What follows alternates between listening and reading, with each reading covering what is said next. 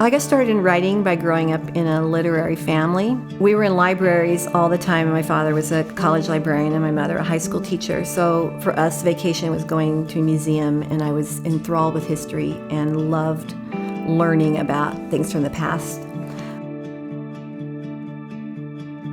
My mother's family was a storytelling family, and we lived in Oklahoma where they were.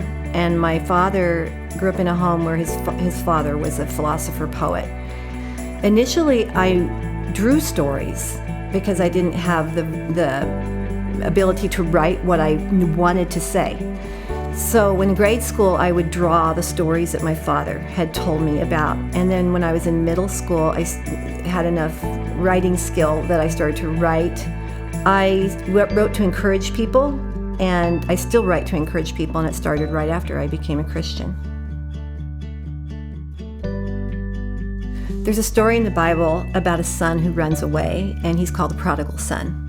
And I was a prodigal, and I guess you could say my son was like that also. And I was motivated by this passion of a mother's heart for a son who feels he can't be forgiven by God for what he's done. And I wanted to write a story that would capture the fact that God's arms are open wide and he's ready to forgive no matter what we've done. A brief synopsis of Refuge is that Cain is passionately in love with his sister Lilith, whom he wants to marry. Early in human history, marriage between siblings was very, very common for a really long time. He also is in conflict with his brother, and their conflict spills over, and he makes major blunders and wrecks and destroys everything. I don't want to give away too many details of the story, but he commits a sin he feels can never be forgiven. And as he runs out into the wilderness, he doesn't think he can ever find God again, and he doesn't think he can ever be restored to his family. Lilith is a name that's drawn from mythology. In the Bible, the word Lilith is actually a desert demon. It's not even a person at all. In the most ancient culture in the world, the Sumerian histories, Lilith is mentioned. She became morphed into Jewish mythology, and then in following Akkadian history also, there's mentions of this woman. And the stories are the kind of stories that if you were a very strong and passionate woman, you could have been demonized in an ancient world that tended to be really hard on women and tended to demonize them, and strong women are still demonized, so this is something that women understand. So I took the myth and I adhered really closely to the framework in Genesis, and I built a kind of a strong and passionate woman that could have sparked myth through real life actions that she did.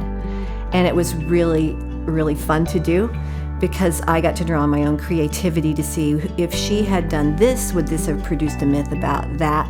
And that's how I built the character Lilith.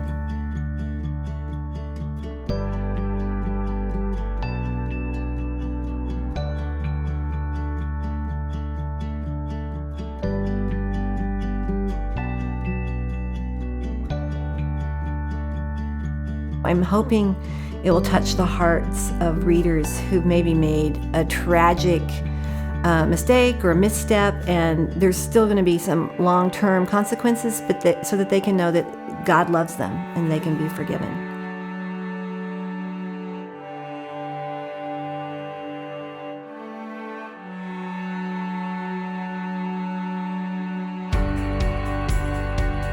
Yeah, I have a lot of hopes for this story. All my heart and soul went into it. It's really, really personal to me. And when you write fiction, you're in all the characters, basically. There's things about you that are in all the characters, and you felt their pain and you love them. And so I have a lot of hopes for the story. I really love it.